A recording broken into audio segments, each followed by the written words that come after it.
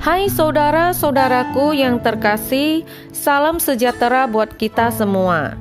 Tolong dukung channel Kristiani Tube dengan subscribe dan nyalakan lonceng notifikasinya.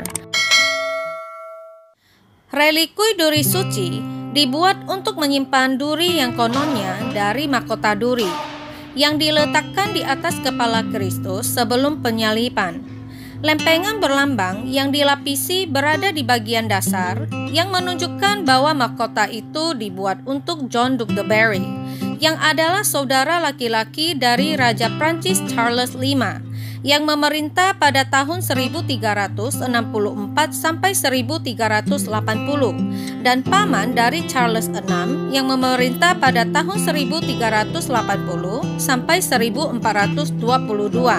Dan dia terkenal sebagai pelindung seni dan kolektor yang rajin. Mahkota duri itu sendiri adalah relik kerajaan Prancis yang bertempat di kapelnya sendiri di Paris. Masing-masing duri dilepas untuk dibuat perhiasan relikui yang berharga.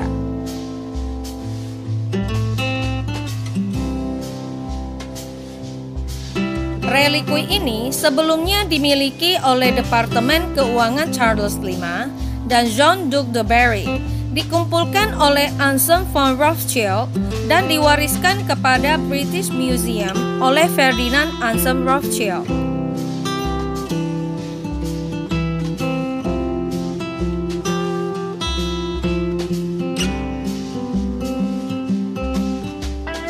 Relikui ini memiliki lebar 15 cm, tinggi 30,5 cm, dalam 7 cm, dan berat 1,4 kg. Relikui yang terbuat dari emas, di-email dengan baik dan ditata dengan rubi, mutiara, dan safir. Dasar arsitektural berupa benteng istana dengan malaikat setengah panjang yang sedang membunyikan terompet menempati masing-masing menara kecil.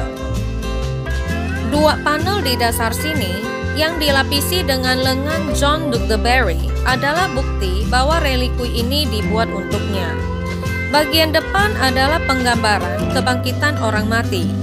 Gundukan enamel hijau yang menjulang dari dasar tempat peti mati yang menonjol, orang mati bangkit dari dalam.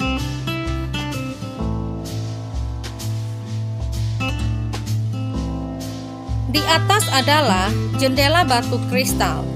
Duri ditempatkan secara vertikal di tengah, dipasang pada safir cabochon di atas gulungan berlabel emas yang bertuliskan bahasa Latin, yaitu Ista Estunas Binea Corone Domini Nostri Jesu Christi, yang adalah ini adalah duri dari mahkota Tuhan kita Yesus Kristus. Sosok perawan Maria dan Santo Yohanes berlutut di samping duri, dan Kristus dengan 5 lukanya duduk di belakangnya. Kakinya bertumpu pada bola dunia berenamel putih. 2 malaikat memegang mahkota duri di atas kepalanya, dan instrumen sengsara di tangan mereka yang lain. Kedua belas rasul dalam kumpulan daun dan cabang membentuk sebuah lengkungan yang mengelilingi keseluruhan, dan Allah Bapa berada di puncaknya. Di bagian belakang ada 2 pintu berengsel yang didekorasi dengan relief dan poncelle dengan sosok Santo Mikael dan Iblis, dan Santo Kristoforus yang sedang membawa anak Kristus. Di dalamnya ada rongga kosong yang dilapisi kaca modern, mungkin ruang untuk peninggalan lain. Di atas ini adalah lingkaran dengan wajah Kristus yang terlihat lega di tengah sinar matahari.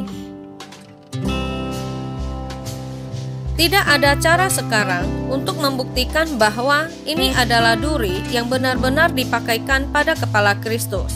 Tetapi kita dapat mengatakan dengan yakin bahwa itu adalah jenis buckthorn yang masih tumbuh di sekitar Yerusalem, dan yang pertama menyebutkan mahkota duri sebagai relik adalah di Yerusalem sekitar tahun 400. Mahkota duri ini kemudian dibawa dari Tanah Suci ke Konstantinopel, ibu kota Kristen di Kekaisaran Romawi Timur, di mana relikui ini disimpan dan dihormati selama berabad-abad.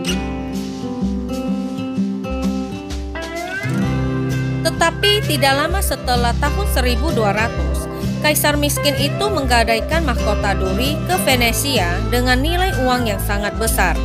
Hal ini mengejutkan Raja Tentara Salib Prancis, Louis IX. Tetapi hal itu juga memberinya kesempatan. Dia melunasi hutangnya dan menembus reliks itu. Jadi, meskipun Louis sebagai seorang tentara salib tidak menaklukkan Tanah Suci, tempat penderitaan Kristus, dia melakukan hal terbaik, yaitu dia memperoleh mahkota duri ini. Begitu besar kekuatannya di mata orang-orang abad pertengahan, sehingga melalui itu Louis terhubung langsung dengan Kristus sendiri. Untuk menyimpan peninggalannya yang tiada duanya ini, Louis membangun bukan hanya sebuah relikui, tetapi juga seluruh gereja. Dia menyebut kapel sucinya Sainte Chapelle.